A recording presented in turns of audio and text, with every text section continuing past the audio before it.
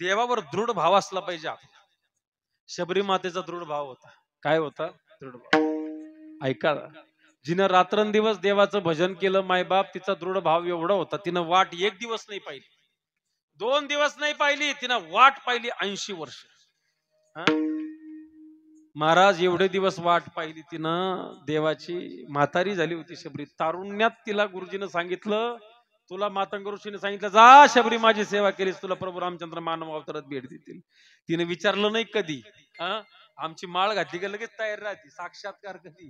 काही काही घेते साक्षात्कार, तो भाग कसा आहे आपल्याला नाही माहिती, पण तिनं वाट बघितली महाराज. जब मेरे राम जी का वन होगा, शबरी की कुटिया का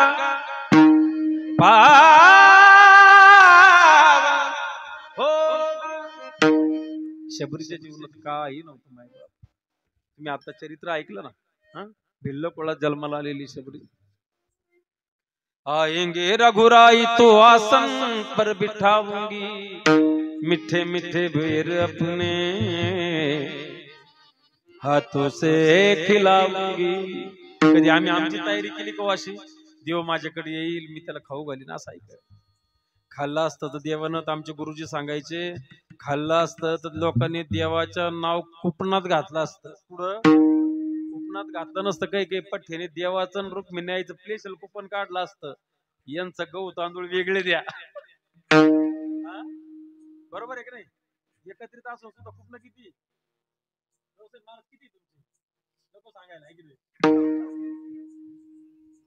पांडुरंगाचं एखादं काढावं लागलं असतं, खाल्लं असतं. पण माझ्या शबरी आईच्या डोळ्यात पाणी आहे. कधी देव येईल महाराज? पांढरे केस झाले. परिस्थिती नव्हती, परिस्थिती पैशानं देव मिळत नाही मायबाप.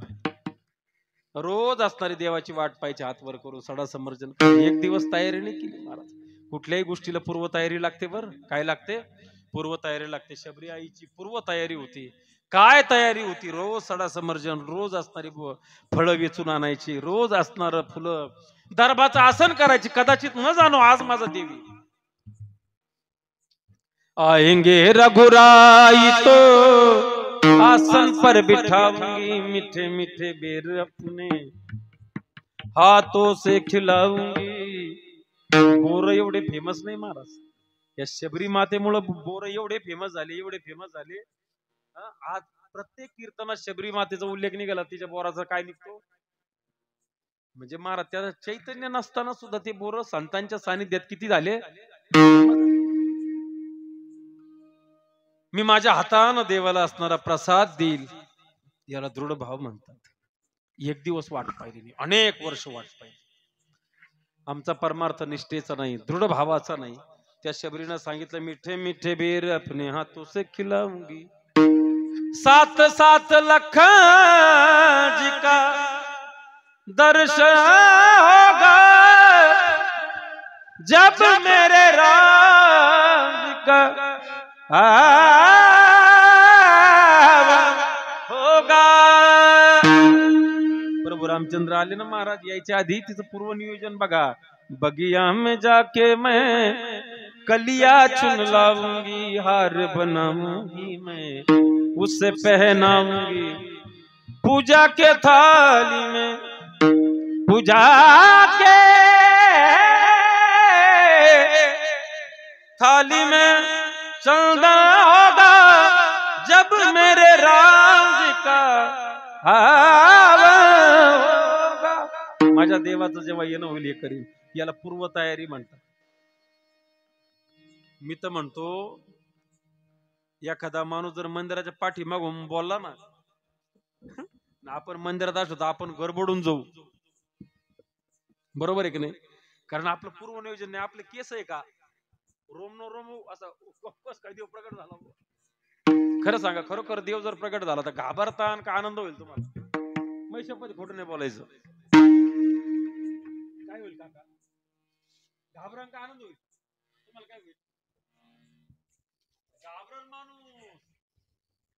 आनंद व्हायला साधना करावी लागते आणि ते आपलं नाही बरं का. खरंय वस्तुस्थिती. अरे चतुर्भुज रूप भगवान परमात्म्याने घेतलं तर अर्जुनाचा रोम रोम कृष्ण कृष्ण म्हणत होता, तो घडी घाबरला. आपलं तर काही रोम नाही, आपलं तोंड नाही म्हणत इठल इठल. शबरी मातेची ही पूर्व तयारी आहे. बापाच्या अंत्यविधीला थांबता नाही आलं, पण शबरी मातेचा शेवटचा विधी भगवान परमात्मा करून गेले. अजून आवर्जून सांगू तुम्हाला, ज्यावेळेस प्रभू रामचंद्र आले ना, सांगितलं देवा अरे किती वर्ष वाट पाहायला लावली. देवाच्या डोळ्यात पाणी आलं महाराज. परमार्थ असा असावं बरं का. आपल्या डोळ्यात देवा करता पाणी येणं हे भाग्याचंच लक्षण आहे. कंठी प्रेम दाटे नयनी निरलोटे हृदय प्रगटे राम रूप. देवाला रडताना पाहिलं शबरी आई म्हटली देवा रडू नका, किती दिवस झाले वाट पाहते. अगं शबरी आई तुझ्या करताच तर वनवास घेतलाय मी. तुझ्या करता वनवास घेतला, तुला भेटायचं होतं. महाराज शबरी आई पाया पडायला लागली, वर उचललं. शबरी आईला सांगितलं आज तुझी इच्छा पूर्ण झाली. तुला ज्या रामाचं दर्शन पाहिजे होतं ना, तो मीच प्रभू रामचंद्र आहे. रडायला लागली शबरी. लाखातलं एक वाक्य बोलतो महाराज परमार्थिक माणसाकरता, कान उघडे करून ऐका. संसारात जर तुमच्या वाट्याला रडणं येत असेल तर तुमच्या इतके अभागी कोण नाही. संसारात रडणं वाट्याला येणं हे अभागीपणाचं लक्षण आहे, दुर्दैवी आहे. पण परमार्थातलं रडणं सुद्धा भाग्याचं असतं.